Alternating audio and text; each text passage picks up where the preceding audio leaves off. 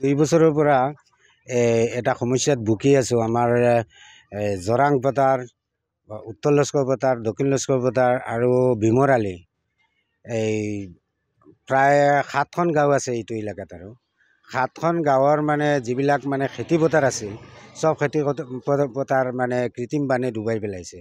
যে পানী যোৱাৰ কোনো ৰাস্তা নাই। যে জৰাং নালা দি এই পানীখিনি আগতে মানে উলিয়াইছিল। এতিয়া মানে জৰাং নালাটো ND ডিপাৰ্টমেণ্টে বন্ধ কৰি দিয়াৰ ফলত এইবোৰ সমস্যাত আমি ভুগিবলগীয়া হৈছে।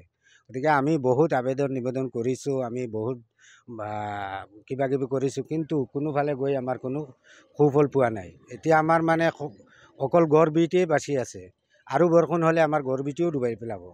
গতিকে আমি এইটোৱেই আবেদন জনাইছোঁ চৰকাৰক, ইয়াত যাতে এই জৰাং নালাটোত এখন চুইচ গেট দি আমাৰ মানে দুখীয়া ৰাইজৰ সমস্যাটো সমাধান কৰি দিয়ে যেন। প্ৰায় 7,000 মান বিঘা হ'ব। ইয়াত যিমান মাটি আপোনালোকে দেখিছে ডুবাই পেলাইছে, প্ৰায় 7,000 মান বিঘা মাটি হ'ব। কৰা নাই, যোৱাবাৰো নাই, আৰু এইবাৰতো আপোনালোকে দেখি আছে কঠীয়াতলীলৈকে তল গৈছে মানে। 4খন গাঁৱত প্ৰায় 10-11 হাজাৰ মানুহ হ'ব।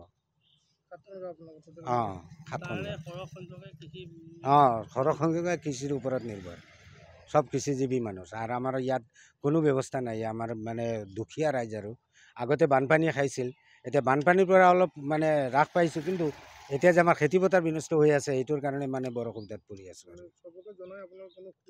আৰু পোৱা নাই, এতিয়ালৈকে কোনো সুবিচাৰ পোৱা নাই। সংবাদ মাধ্যমৰ আশ্ৰয় লৈছে যে যাতে আমি আমাৰ এই দুখীয়া ৰাইজৰ কথাটো যাতে সকলো মানে অসমৰ চুকে কোণে যে প্ৰকাশ হয় যে ইমান ৰাইজে ইয়াত দুৰ্দশা ভুগি আছে। আৰু সেইটো কাৰণে আপোনালোকৰ ওচৰ চাপিছোঁ। আৰু 2 বছৰৰ পৰা এটা সমস্যাত ভুগি আছোঁ। আমাৰ জৰাং পথাৰ, উত্তৰ লস্কৰ পথাৰ, দক্ষিণ লস্কৰ পথাৰ আৰু ভীমৰ আলি, এই প্ৰায় 7খন গাঁও আছে এইটো এলেকাত। আৰু 7খন গাঁৱৰ মানে যিবিলাক মানে খেতি পথাৰ আছিল, চব খেতি পথাৰ মানে কৃত্ৰিম বানে ডুবাই পেলাইছে।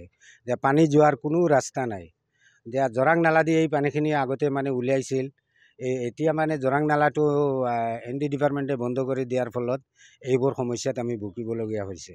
গতিকে আমি বহুত আবেদন নিবেদন কৰিছোঁ, আমি বহুত কিবা কিবি কৰিছোঁ, কিন্তু কোনোফালে গৈ আমাৰ কোনো সুফল পোৱা নাই। এতিয়া আমাৰ মানে অকল গড় বিটিয়ে বাচি আছে, আৰু বৰষুণ হ'লে আমাৰ গড় বিটিও ডুবাই পেলাব।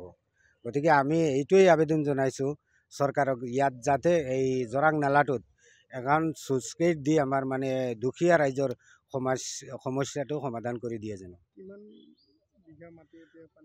প্ৰায় 7,000 মান বিঘা হ'ব। ইয়াত যিমান মাটি আপোনালোকে দেখিছে ডুবাই পেলাইছে, প্ৰায় 7,000 মান বিঘা মাটি হ'ব।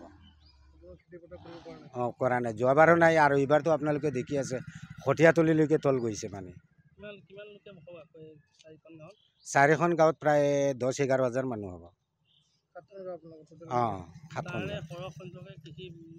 সৰহ সংখ্যকে কৃষিৰ ওপৰত নিৰ্ভৰ, চব কৃষিজীৱী মানুহ। আৰু আমাৰ ইয়াত কোনো ব্যৱস্থা নাই, আমাৰ মানে দুখীয়া ৰাইজ। আৰু আগতে বানপানী খাইছিল, এতিয়া বানপানীৰ পৰা অলপ মানে হ্ৰাস পাইছোঁ, কিন্তু এতিয়া যে আমাৰ খেতি পথাৰ বিনষ্ট হৈ আছে, এইটোৰ কাৰণে মানে বৰ অসুবিধাত পৰি আছোঁ।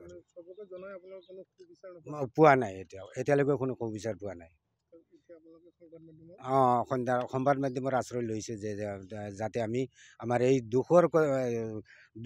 দুখীয়া ৰাইজৰ কথাটো যাতে সকলো মানে অসমৰ চুকে কোণে যে প্ৰকাশ হয় যে ইমান ৰাইজে ইয়াত দুৰ্দশা ভুগি আছে। আৰু সেইটো কাৰণে আপোনালোকৰ ওচৰ চাপিছোঁ। আৰু যিকোনো খবৰৰ বাবে যোগাযোগ কৰক 7099017330 লগতে 7099017110 নম্বৰত।